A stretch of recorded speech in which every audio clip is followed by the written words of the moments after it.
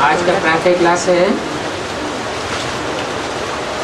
19 अक्टूबर 1967। मीठे मीठे रूहानी बच्चों प्रति रूहानी बाप बैठ समझाते हैं।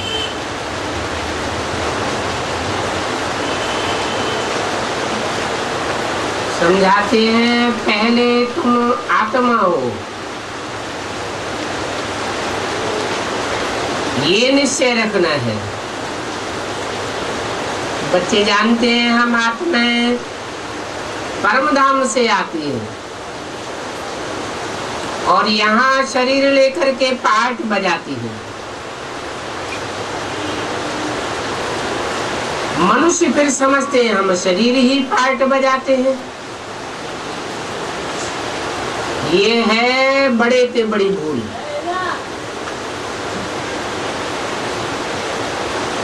जिस कारण से आत्मा को कोई नहीं जानते, इस आवागमन में हम आत्मा ही आती जाती है।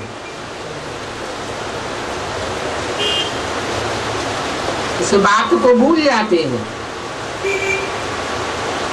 इसलिए बाप को ही आकर के आत्माभिमानी बनाना पड़ता है। ये बात भी कोई नहीं जानते हैं। बाप ही बैठ समझाते हैं आत्मा कैसे पाठ बजाती है।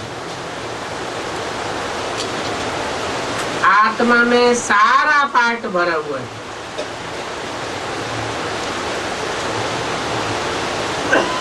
मनुष्यों के मैक्सिमम 84 जन्मों से लेकर मिनिमम 1-2 जन्म है, क्योंकि आत्मा को पुनर्जन्म तो लेते ही रहना है। इससे सिद्ध होता है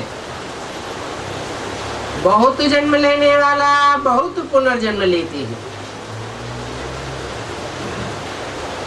थोड़े जन्म लेने वाले पुनर्जन्म थोड़े लेते हैं। जैसे नाटक में कोई का शुरू से लेकर के पिछाड़ी तक पार्ट होता है, परंतु ये बेहद की बात कोई नहीं जानते। मनुष्य अपनी आत्मा कोई नहीं जानते, आत्मा अपने कोई नहीं जानती है, तो फिर अपने बाप को कैसे जानेगी? आत्मा की बात है और बाप है ही आत्मा का। कृष्ण कोई आत्माओं का बाप नहीं है।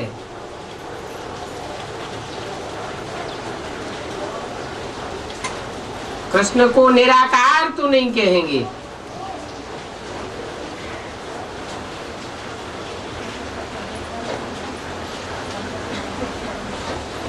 इस समय की बात है कि कृष्ण को निराकार नहीं कहेंगे, बाप को ही निराकार कहेंगे। संगम युग का ही गायन है। संगम युग में बाप आते हैं तो निराकार रूप में संसार के सामने प्रत्यक्ष होते हैं और धर्म पिताओं ने भी उनको फॉलो किया है। सब धर्म पिता निराकार स्टेज वाले हैं। बाप तो है ही बापों का बाप, संपूर्ण निराकारी निर्विकारी निरहंकारी। परंतु कृष्ण तो सृष्टि का पहला पत्ता है। सृष्टि है साकार, साकार सृष्टि का पहला पत्ता भी साकार।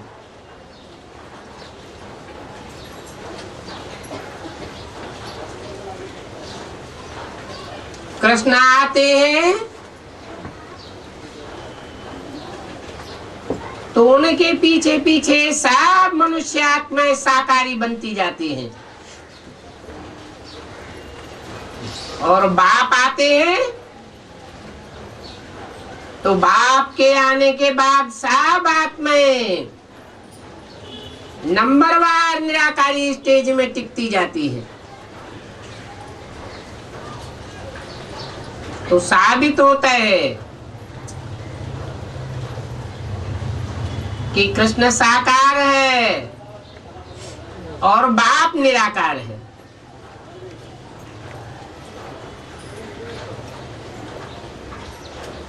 कृष्ण को बाप नहीं कह सकते, उन कृष्ण को साकार में ही पहचाना जाता है।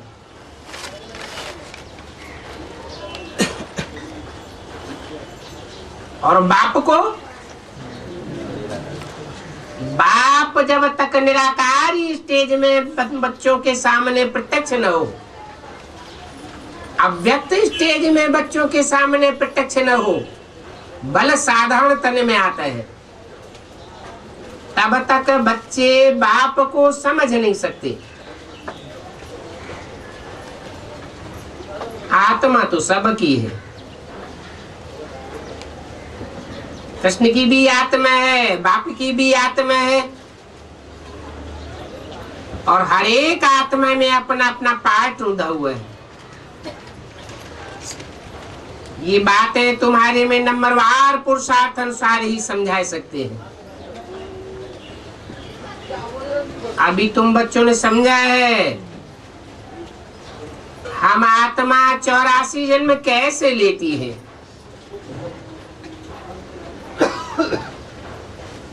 ऐसे नहीं कि आत्मा सो परमात्मा, नहीं।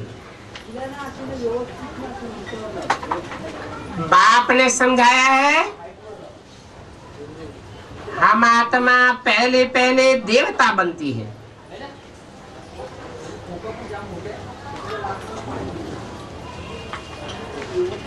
और देवता भी 16 कला संपूर्ण सर्वगुण संपन्न संपूर्ण अहिंसक। अभी तो पतित तमो प्रधान है, फिर सतो प्रधान पावन बनना है। बाप आते ही तब है जब सृष्टि पुरानी हो जाती है।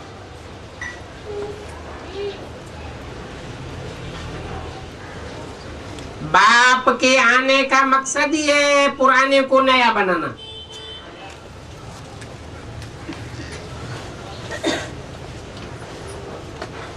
नई सृष्टि स्थापन करते हैं।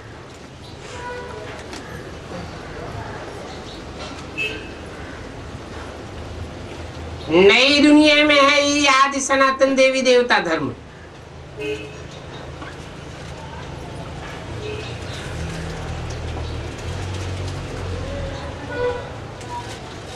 उन देवी देवताओं से सनातन और कोई हो न सके।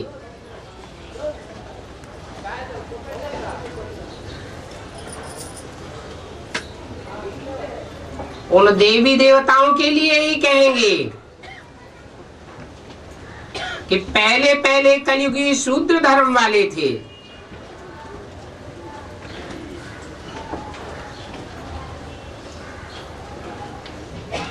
तुम सो आत्मा शरीर धारण करते हो।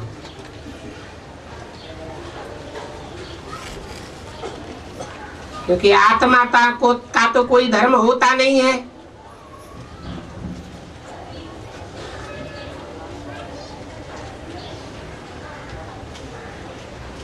आत्मा का धर्म है शांत स्वरूप, सुख स्वरूप। अभी ब्रह्मा के मुखवंशावली बन तुम सो ब्राह्मण बने हो।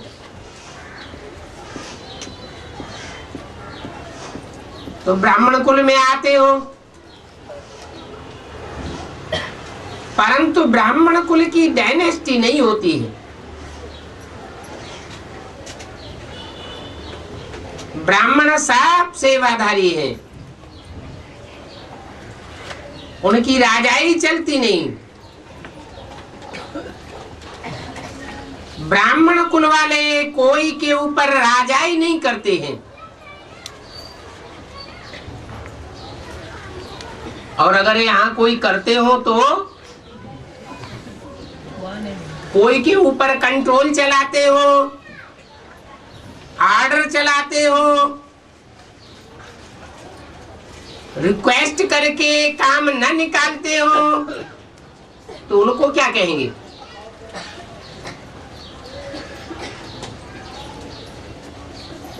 हैं?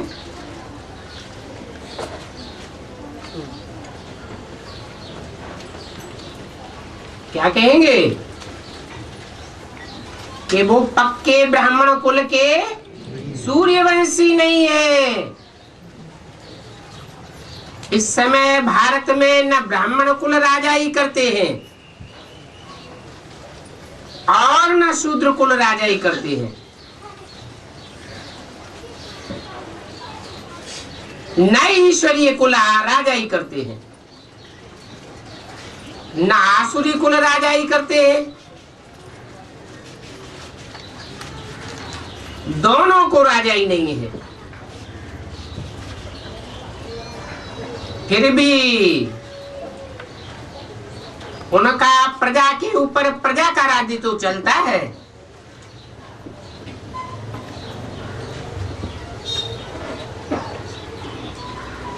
तुम ब्राह्मणों को भी कोई राजाई नहीं है। तुम स्टूडेंट बन करके पढ़ते हो। बाप तुमको समझाते हैं ये 84 का चक्र कैसे फिरता है। सतयुग, त्रेता, द्वापर, कलियुग, फिर होता है संगम युग। इस संगम युग जैसी महिमा और कोई युग की होती नहीं है। क्यों नहीं होती है? क्योंकि इस संगम युग पर ही तुम पुरुषोत्तम बनते हो। इसका नाम ही है पुरुषोत्तम संगम युग।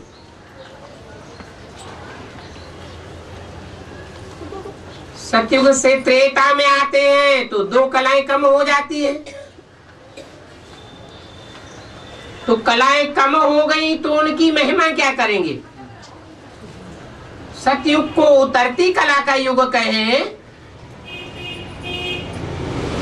या संगम युग को चरती कला का युग कहें, तो संगम युग की महिमा है। फिर बनाने वाले की भी महिमा हो जाती है। बाप के आने मात्र से ही संगम युग पुरुषोत्तम संगम युग हो जाता है।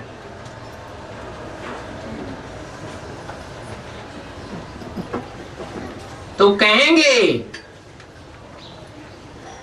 कि चढ़ती कला की महिमा होती है, गिरती कला की कोई महिमा थोड़े ही कहेंगे।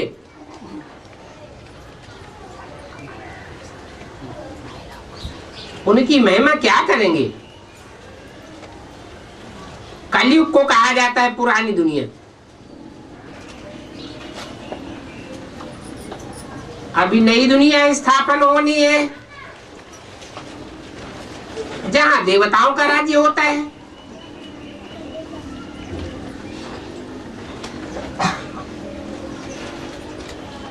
वो देवताएं पुरुषोत्तम।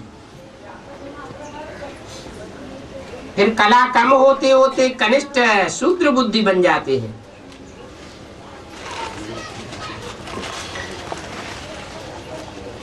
उनको फिर पत्थर बुद्धि कहा जाता है।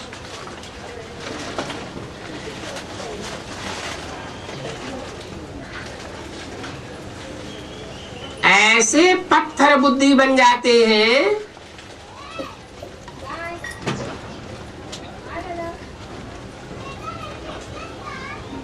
जो अपन को बाप समझ पूजा करते हैं। क्या कहते हैं? अपन को बाप समझते हैं तो क्या कहते हैं? शिवोहम। उनकी जीवन कहानी को बिल्कुल नहीं जानते।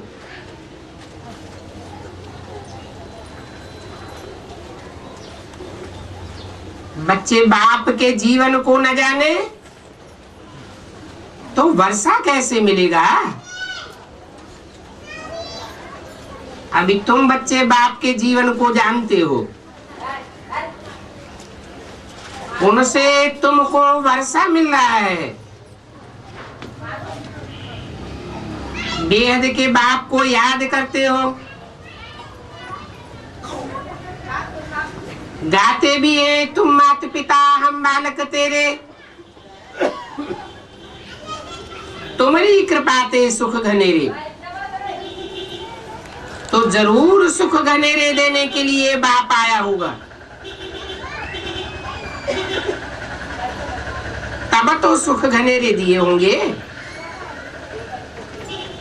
बाप कहते हैं अभी मैं आया हुआ हूं। अथाह सुख तुम बच्चों को देते हैं।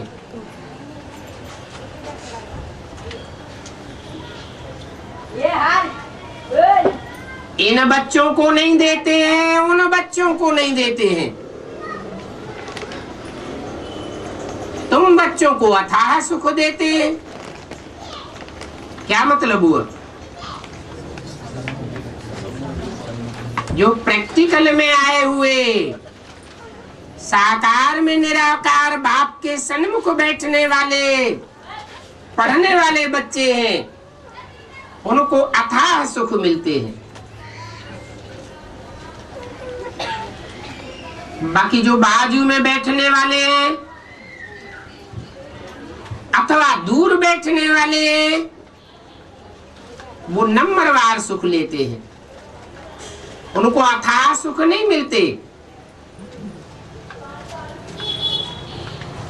बच्चों की बुद्धि में ये नॉलेज अच्छी रीति रहनी है तो बहुत नशा चढ़ेगा। इसलिए तुम स्वदर्शन चक्रधारी बनते हो।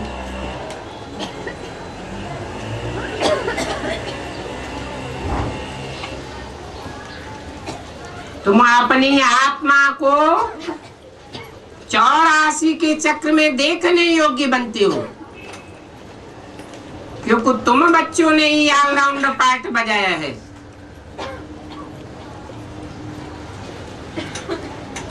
तुमको अब ज्ञान का तीसरा नेत्र मिला है। अभी तुम जानते हो हम 100 देवता बनते हैं।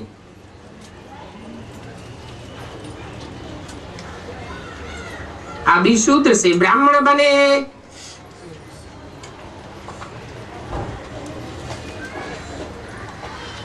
कलयुग में भी ब्राह्मण तो है ना, परंतु वह ब्राह्मण जानते नहीं है कि हमारा धर्म अथवा कुल कब स्थापन हुआ।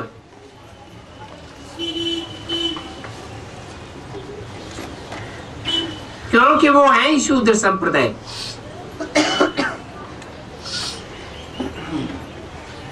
तुम अभी प्रजापिता ब्रह्मा की संतान बने हो।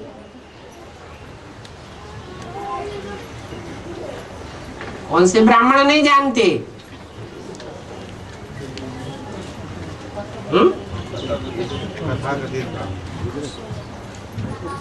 तुम अभी प्रजापिता ब्रह्मा की संतान बने हो और सभी से ऊंची कोटि के बने हो।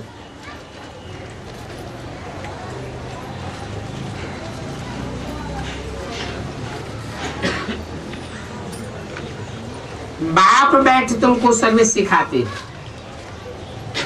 संभालने की सर्विस है, संगारने की सर्विस करते हैं। और तुम भी हो ऑन गॉड फादरली सर्विस पर।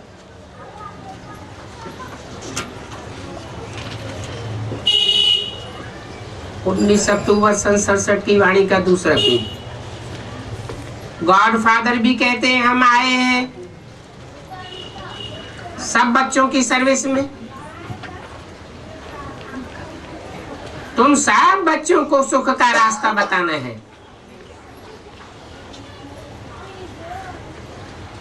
बाप कहते हैं अब चलो घर।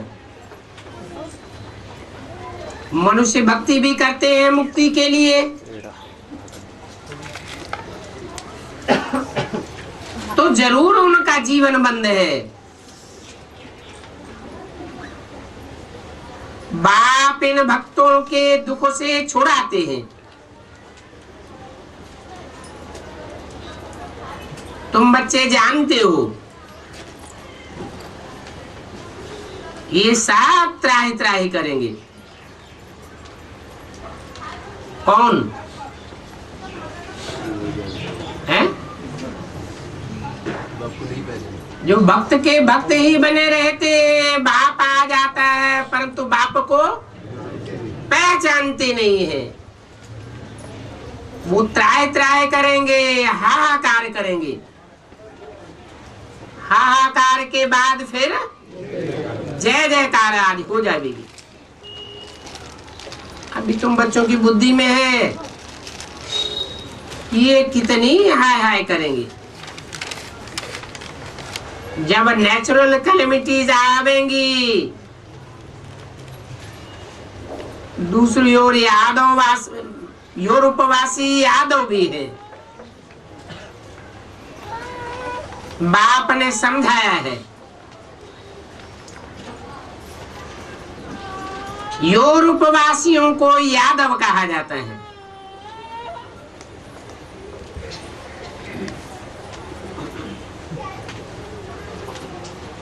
इंडिया से बाहर कहां भी जाओ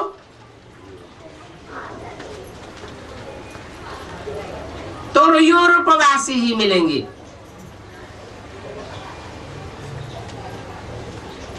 अभी तुम जानते हो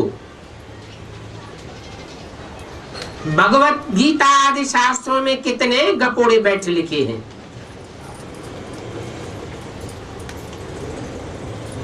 गुड़ियों का जैसे खेल है,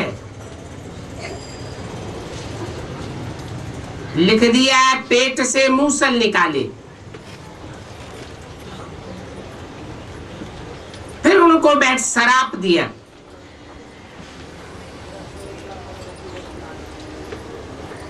अब शराप आदि की तो कोई बात ही नहीं है। ये तो ड्रामा है।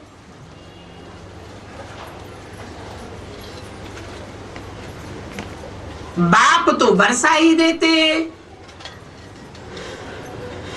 वर्षा है सुख का। रावण शराप देते, शराप है दुख का। तो ये खेल बना हुआ है।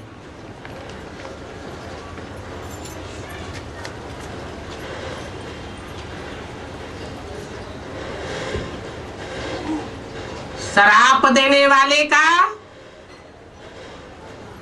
और सुख का वर्षा देने वाले का।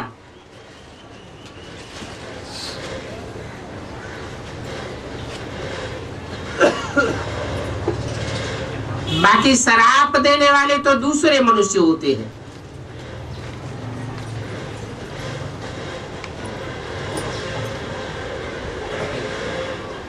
दूसरे मनुष्य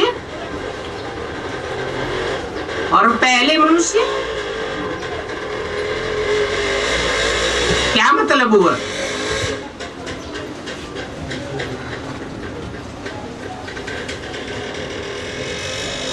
दूसरे मनुष्य कौन है? और धर्मों में जो कन्वर्ट हो जाते हैं उनकी बात है।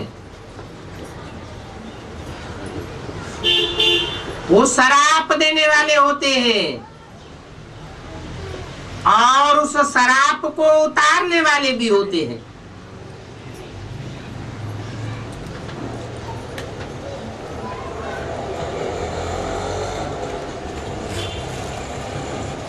बाप भी कहते हैं कोई कोई का पाठ है इस ज्ञान में थमाने का और फिर बहुतों का पाठ है भगाने का। बाप के दरबार में थमाते हैं तो जैसे वर्षा देने दिलाने के निमित्त बनते हैं, और बाप के दरबार में आने वालों को भगाते हैं तो जैसे शराब देने के निमित्त बन जाते हैं। बाकी उन गुरु गुसाई आदि से मनुष्य लोग डरते हैं कि ये कोई शराप न दे देवे, उनकी तो बात ही नहीं। फिर किनकी बात है?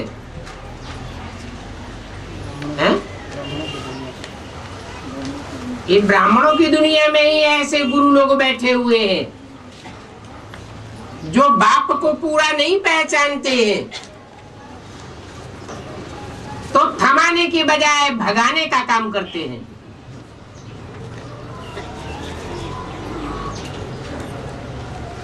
वास्तव में जो ज्ञान मार्ग में है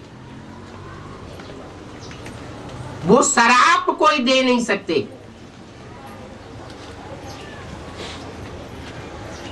अगर शराप देते हैं तो क्या कहेंगे? भक्त हैं या ज्ञानी तू आत्मा बच्चे हैं? भक्त हैं। ज्ञान मार्ग व भक्ति मार्ग में शराप की कोई बात नहीं होती। शराप देने वाले शैतान होते हैं।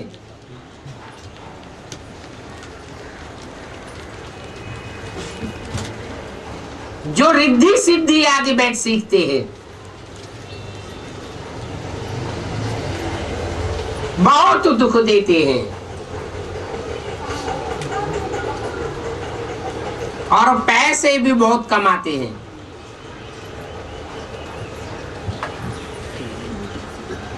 भक्त लोग ये काम नहीं करते हैं। बाबा ने ये भी समझाया है, संगम युग के साथ पुरुषोत्तम अक्षर जरूर लिखो।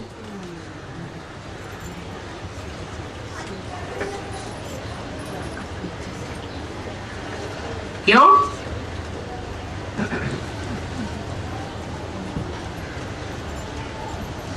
क्योंकि संगम तो बहुत से युगों का नाम है। सतयुग त्रेता का भी संगम है, त्रेता द्वापर का भी संगम है, द्वापर कलयुग का भी संगम है। परंतु ये है पुरुषोत्तम संगम युग, जहां पुरुषोत्तम प्रत्यक्ष होते हैं और त्रिमूर्ति शिवाक्षर भी जरूर लिखो।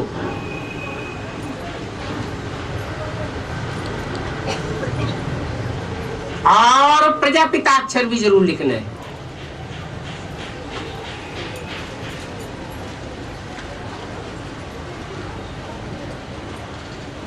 अगर शिव के साथ त्रिमूर्ति को नहीं जोड़ा तो बायोग्राफी सिद्ध नहीं होती है। और अगर ब्रह्मा और ब्रह्मा कुमारी के साथ प्रजापिता अक्षर को नहीं जोड़ा तो परिवार सिद्ध नहीं होता है।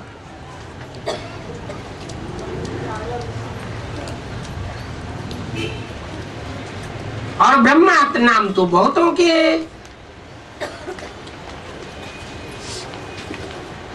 प्रजापिता तो एक ही है। प्रजापिता अक्षर लिखेंगे तो समझेंगे साकार में प्रजापिता ठहरा।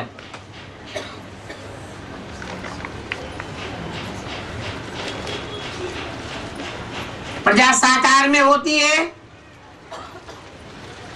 तो साकार प्रजा का पिता भी साकार में चाहिए। सिर्फ ब्रह्मा लिखने से सूक्ष्म वतनवासी ब्रह्मा समझ लेते हैं।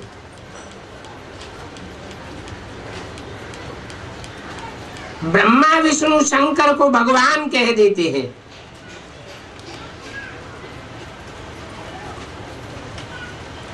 प्रजापिता लिखेंगे तो समझा सकेंगे कि प्रजापिता तो यहां है, सूक्ष्म वतन में कोई प्रजा नहीं रची जाती, तो सूक्ष्म वतन में प्रजापिता ब्रह्मा कैसे हो सकता है? ब्रह्मा और विष्णु का तो दिखाते हैं नाभि से निकला,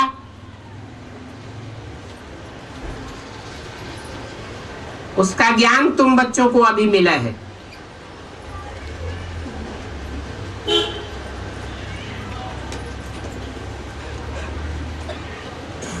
क्या ज्ञान मिला है?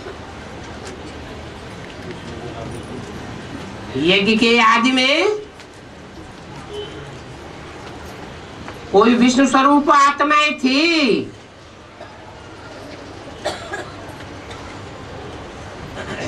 उनकी नाभि से सन 47 में ब्रह्मा प्रत्यक्ष हुआ। प्रत्यक्ष होना शुरू हुआ।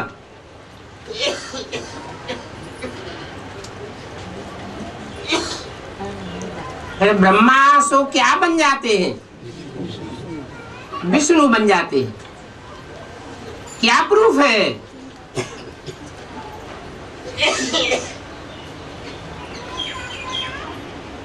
प्रूफ चाहिए।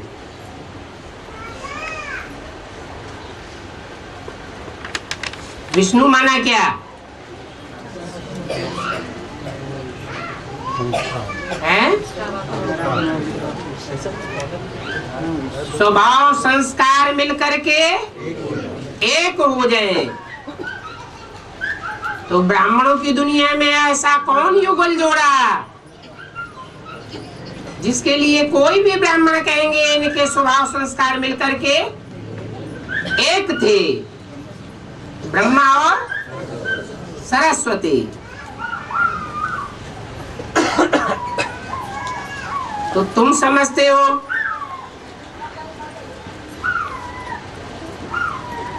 कि ब्रह्मा की नाभि से विष्णु और विष्णु की नाभि से ब्रह्मा कैसे निकलता है? वास्तव में यहाँ नाभि आदि की कोई बात नहीं है।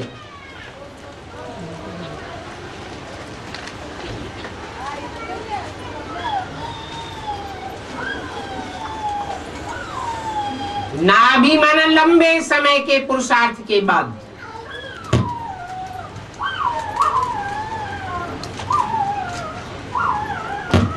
ब्रह्मा सो विष्णु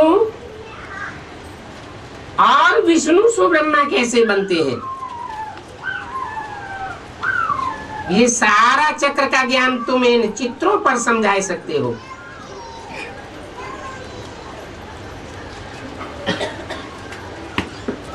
बिगर चित्रों के सन्मुख समझाने में मेहनत लगती है।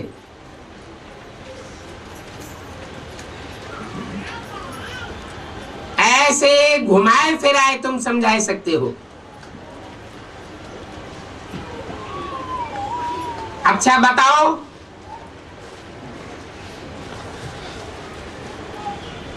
शंकर भला किसकी नाभि से निकला?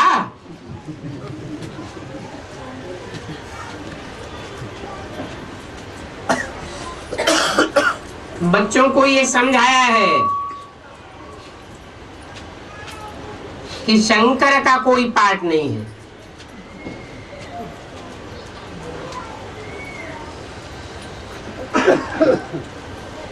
ये तो सृष्टि का चक्र फिरता ही रहता है। ब्रह्मा सो विष्णु, विष्णु सो ब्रह्मा बनते हैं।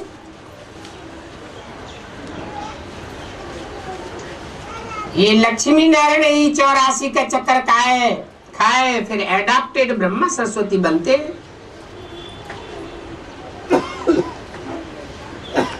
क्योंकि संन्यास करते हैं। बाबा ने पहले से ही नाम दे दिए हैं। जब भट्टी बनी तो नाम दिए, फिर उनमें से कितने चले गए। इसलिए समझाया जाता है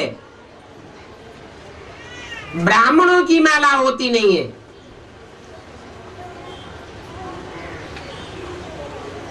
क्योंकि ब्राह्मण है सब पुरुषार्थी।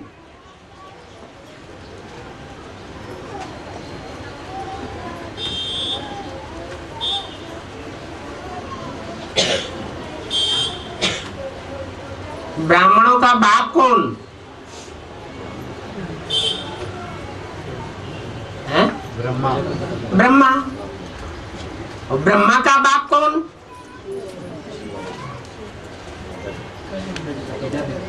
प्रजापिता।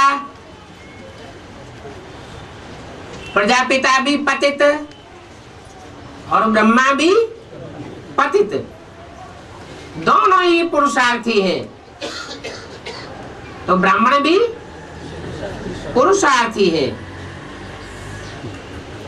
जिनका जिनका पुरुषार्थ संपन्न स्टेज में पहुंचता जाता है,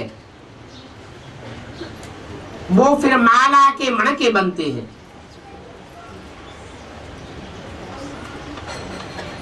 नहीं तो जब तक पुरुषार्थी है तब तक कब ऊपर कब नीचे होते रहते हैं।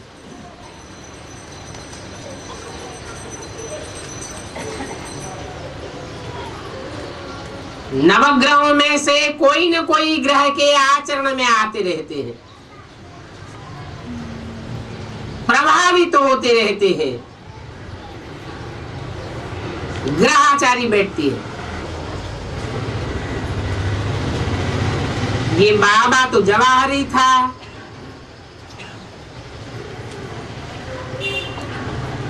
मोतियों आदि की माला कैसे बनती है वो सब जानते हैं, अनुभवी है।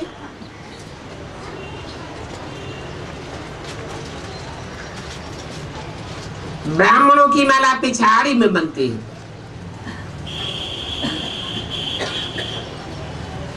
समझाना चाहिए।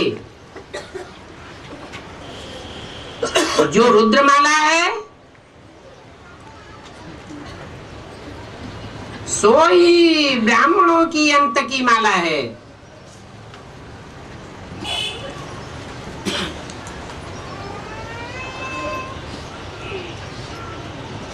तो किसका पुरुषार्थ अंत में पूरा होगा?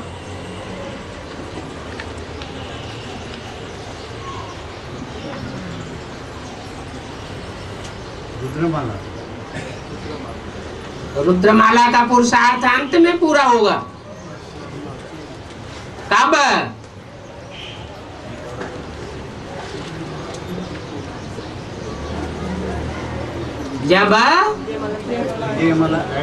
जब ब्रह्मा की बनाई हुई जो माला थी, जो टूटती रहती थी,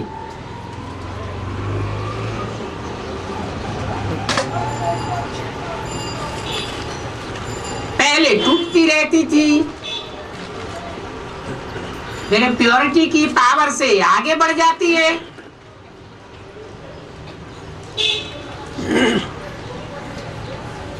तो उस माला में रुद्रमाला के मणकों को ऐड होना पड़ता है।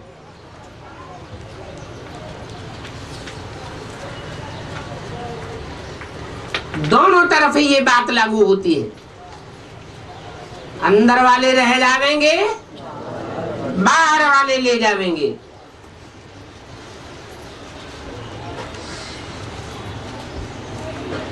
तो ये रुद्रमाला सो फिर बाद में रुंडमाला बनती है।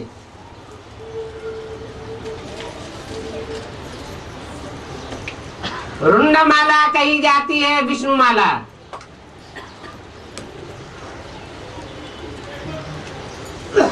तो अंत में ब्राह्मणों की माला तैयार होगी, संपूर्ण ब्राह्मण। ये रुद्रमाला और रुंडमाला मशहूर है।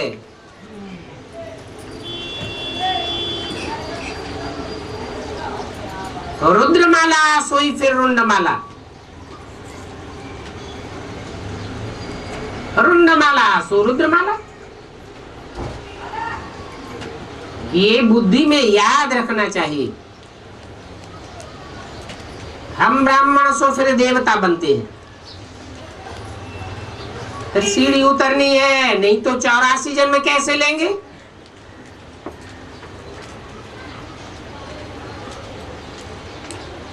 चौरासी जन्मों के हिसाब से ये निकाल सकते हैं कि कैसे कैसे किनके कम जन्म होते जाते हैं। तुम्हारा आधा समय पूरा होता है तो फिर दूसरे धर्म वाले ऐड होते जाते हैं।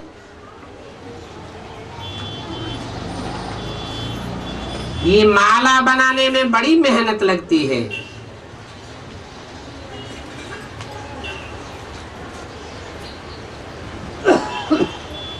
बड़ी संभाल से मोतियों को टेबल पर रखा जाता है।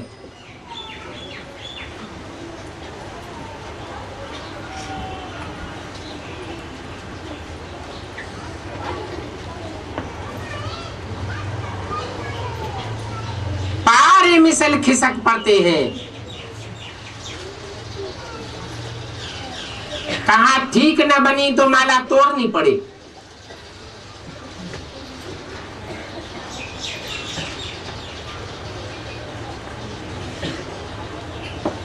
माला के दानों के एक एक जैसे ग्रुप अलग अलग तैयार करने पड़ते हैं।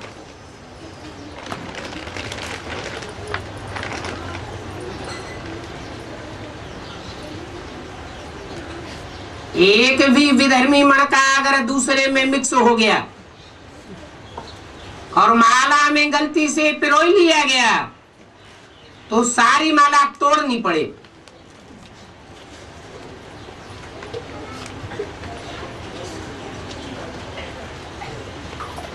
इसके लिए क्या गैन है? एक मछली सारे तालाब को गंदा कर देती है।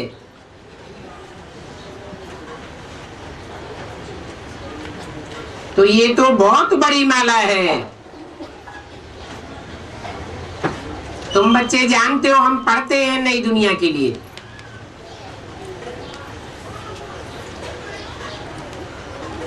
बाबा ने रात्रि को भी कहा स्लोगन बनाओ, हम शूद्र से ब्राह्मण, ब्राह्मण से देवता, फिर देवता से क्षत्रिय, क्षत्रिय से वैश्य, वैश्य से शूद्र कैसे बने,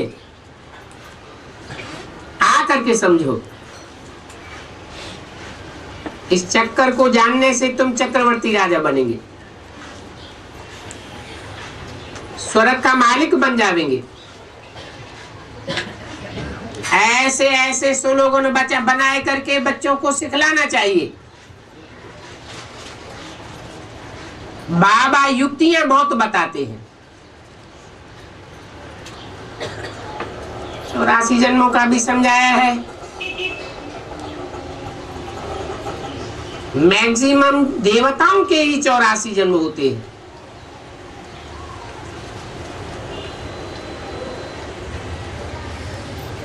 जो 84 जन्म नहीं लेते वो देवता धर्म के है ही नहीं।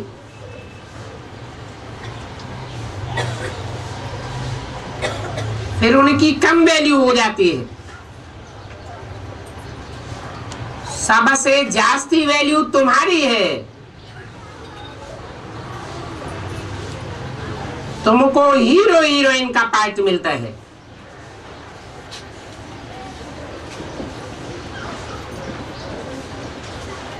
और हीरे जैसा तुम बनते हो।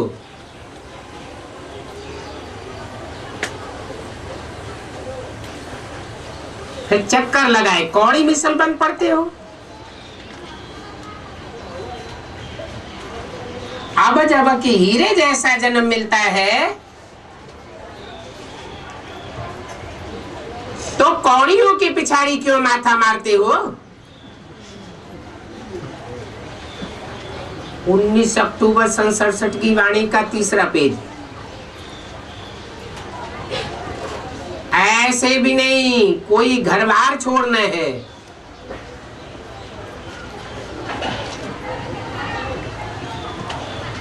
बाबा तो कहते हैं गृहस्थ व्यवहार में रहते कमल फूल समान पवित्र रहो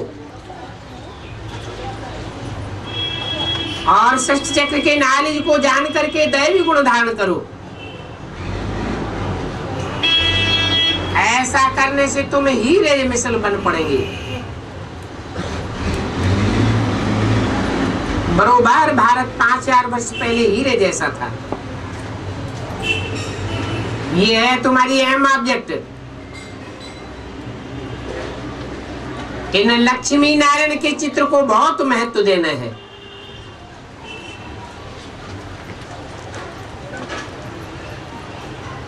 इन लक्ष्मी नारायण के चित्र को, जो संगम युगी लक्ष्मी नारायण है, नर से नारायण बनने वाले हैं, उनके चित्र को बहुत महत्व देना है।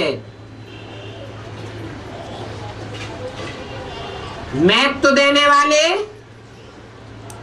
इनके फीचर्स को कब बदलेंगे नहीं। उन तथाकथित ब्राह्मणों ने क्या किया, घड़ी घड़ी चित्र और उनके चेहरे बदलते गए। तुम बच्चों को बहुत सर्विस करनी है प्रदर्शनी और म्यूजियम पर।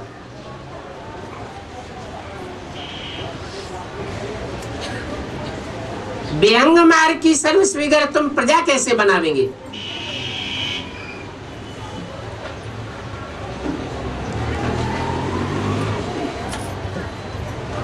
उन ब्राह्मणों ने तो ढेर सारी प्रदर्शनियां की हैं, ढेर सारे म्यूजियम बना लिए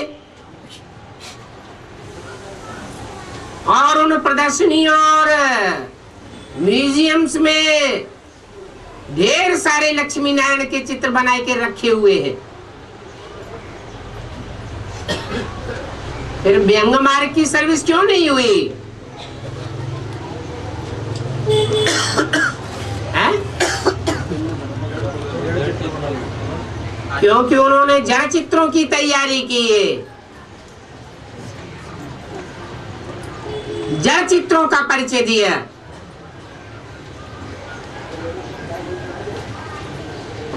तुम्हारी बुद्धि में तो चैतन्य छपे हुए होने चाहिए।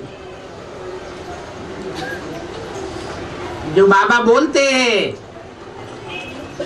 कि तुम्हारी पॉकेट में ये त्रिमूर्ति का बैज पड़ा रहना चाहिए।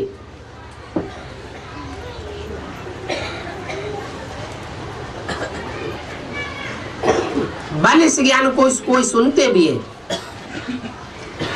परंतु उच्च पद कोई बिरले ही पाते हैं।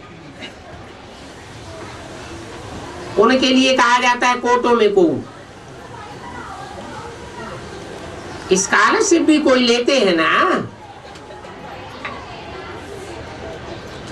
40-50 बालक स्कूल में होते, तो उनमें से कोई एक स्कॉलरशिप लेता है।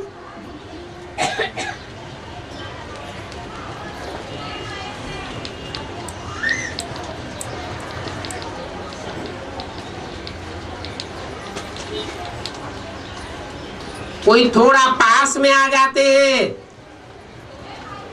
तो उनको भी दे देते हैं।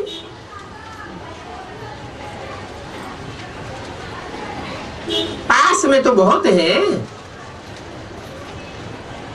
8 दाने 100 भी नंबरवार।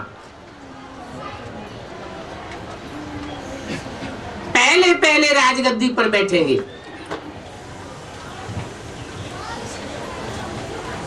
फिर कलाएं कम होती जाएंगी। ये लक्ष्मी नारायण का चित्र है नंबर 1। इनकी भी डायनेस्टी चलती है, इनकी भी डायनेस्टी चलती है। भी क्यों लगा दिया है?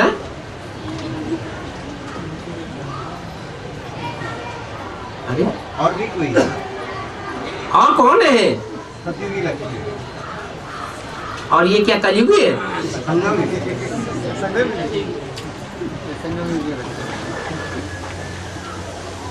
बोला 8 दाने हैं, 100 भी नंबरवार है। पहले पहले राजगद्दी पर बैठेंगे, फिर कला कम होती जाएगी।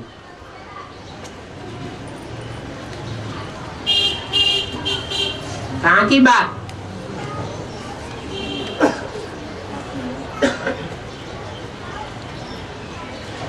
इन 8 में लक्ष्मी नारायण का चित्र है नंबर 1।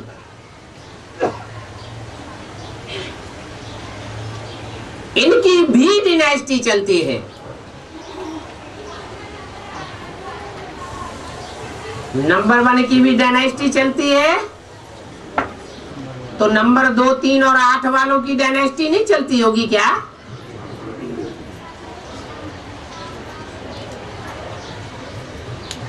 परंतु चित्र इन लक्ष्मी नारायण का ही दिया होता है। कोई भी डायनेस्टी हो, परंतु चित्र किसका लेना है? फर्स्ट लक्ष्मी नारायण का।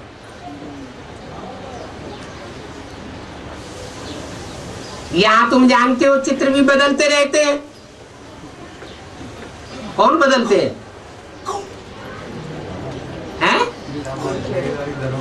वो तथाकथित ब्राह्मण चित्र को बदलते रहते हैं। तो चित्र देने से क्या फायदा? नाम रूप देश काल सब बदल जाता है। मीठे मीठे रूहानी बच्चों को रूहानी बाप बैठ समझाते हैं। कल पहले भी बाप ने समझाया था। ऐसे नहीं है कि कृष्ण ने गोप गोपियों को सुनाया, समझाया, और नहीं कृष्ण को गोप गोपियां होते हैं। न कृष्ण को समझाया जाता है, सिखाया जाता है। वो तो सतयुग में होता है, सतयुग का प्रिंस है। वहां कैसे राजयोग सिखावेंगे? वहां कैसे पतितों को पावन बनावेंगे? ये भी बड़ी मूर्खता है जो कृष्ण का नाम दे दिए है। अभी तुम अपने बाप को याद करो, और वो बाप फिर टीचर भी है। टीचर को कब स्टूडेंट भूल नहीं सकते, और बाप को बच्चे भूल न सके, गुरु को भी भूल नहीं सकते। बाप तो जन्म से ही होता है, टीचर 5-7 वर्ष के बाद मिलता है। फिर गुरु वानप्रस्थावस्था में मिलता है। जन्म से ही कोई गुरु करने का कायदा नहीं है। गुरु की गोद लेकर के फिर दूसरे दिन मर जाते हैं। फिर गुरु क्यों करते हैं? गाते भी है सदगुरु बिना गति नहीं।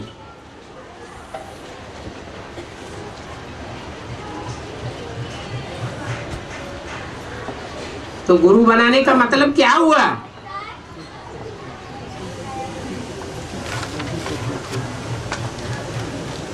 सच्चा गुरु कब कहे? जिसको गुरु बनाने के बाद फिर कभी मरने का ग्रहण न लगे।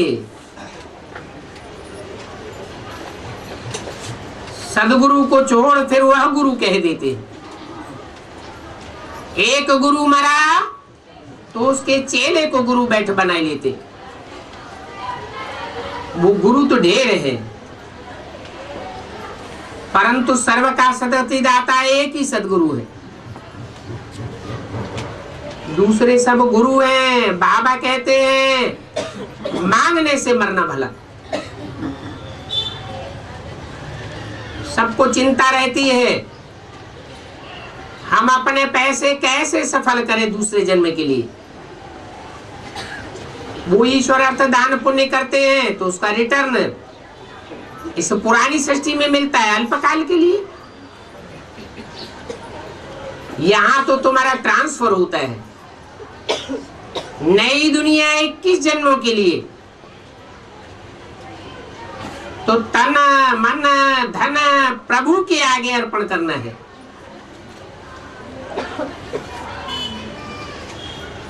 सो कब करेंगे?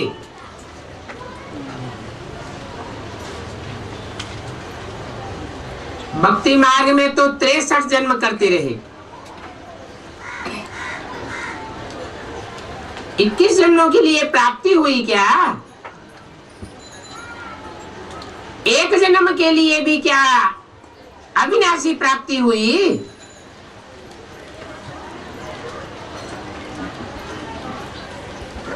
इस प्रभु को कोई जानते ही नहीं जानते हैं तो उन देहधारी गुरुओं को पकड़ लेते हैं, धन आदि गुरु को अर्पण करते हैं। वारिस नहीं पैदा होता है तो सब गुरु को ठोक देते हैं। आजकल कायदे अनुसार ईश्वर को भी कोई देते नहीं है।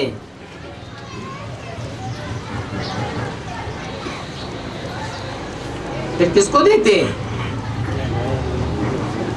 हैं?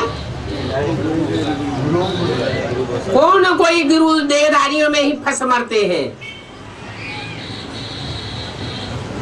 बाप की आवाज एक कान से सुनते और दूसरे कान से निकाल देते हैं। ये सन्यासी आदि देखो अब करोड़पति बन गए हैं।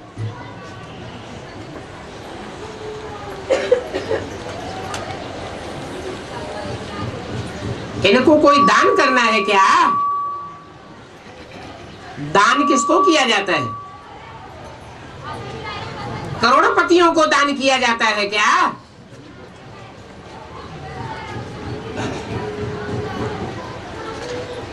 बाप समझाते हैं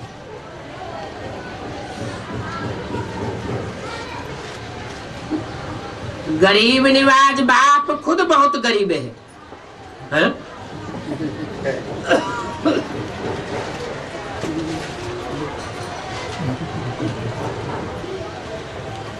तो बहुत गरीब है।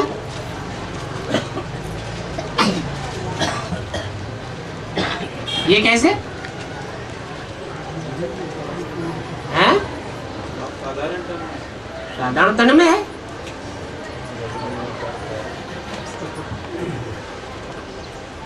तो गरीब निवाज कैसे है?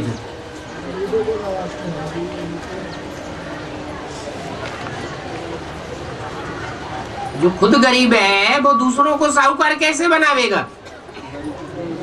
गरीबों का वाली है।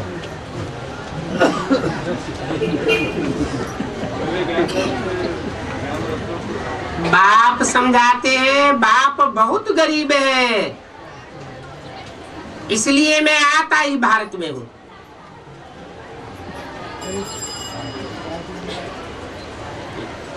तुमको आकर के विश्व का मालिक बनाता हूं।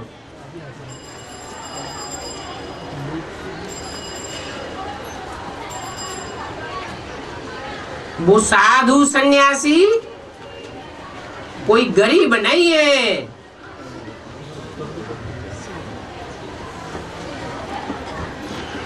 पकड़ने वाले जब पकड़ते हैं तो ढेर सारे लाकर से निकल पड़ते हैं, बैंक बैलेंस से निकल पड़ता है।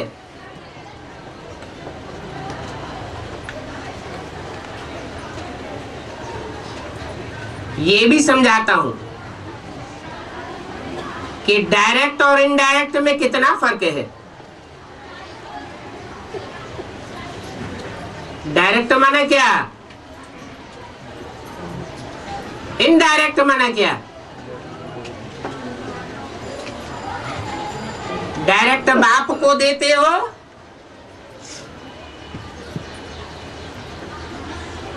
तो डायरेक्ट कहा जाता है, और गुरुओं के थ्रू देते हो तो इनडायरेक्ट कहा जाता है। वो तो सिर्फ कह देते हैं हम ईश्वर अर्पण करते हैं, परंतु ईश्वर को अर्पण करते थोड़े ही है, साफ बेसमझ है।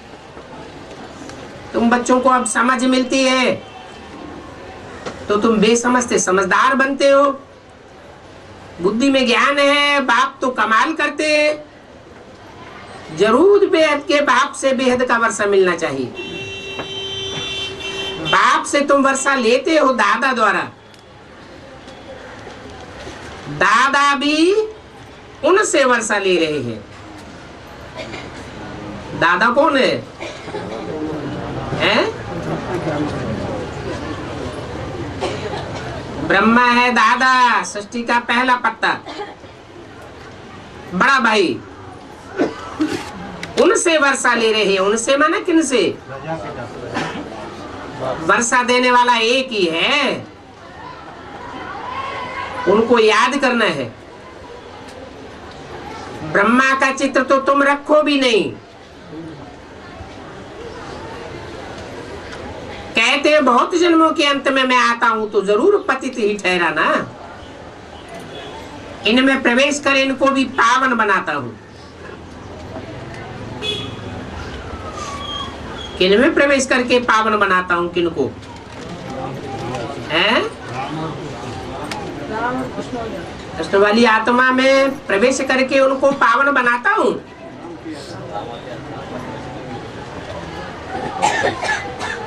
भले कृष्ण के अंतिम 84वें जन्म में प्रवेश करके उनको पावन नहीं बनाता हूं, परंतु फिर भी कृष्ण की आत्मा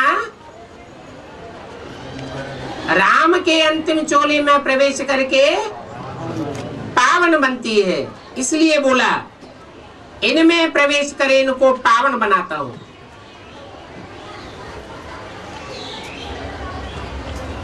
बच्चों के लिए स्लोगन बनाना है, बहुत अच्छी लिस्ट तैयार करो।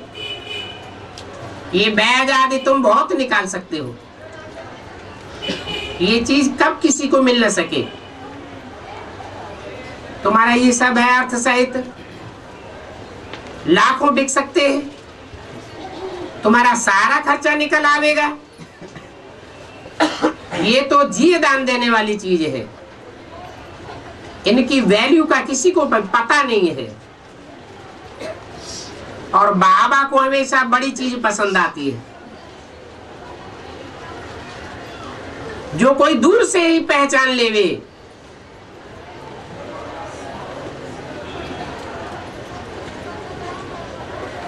चित्र बनाने वाले भी तुमको मिल जाएंगे। अच्छा, मीठे मीठे बच्चों को गुड मॉर्निंग और नमस्ते। ओम शांति।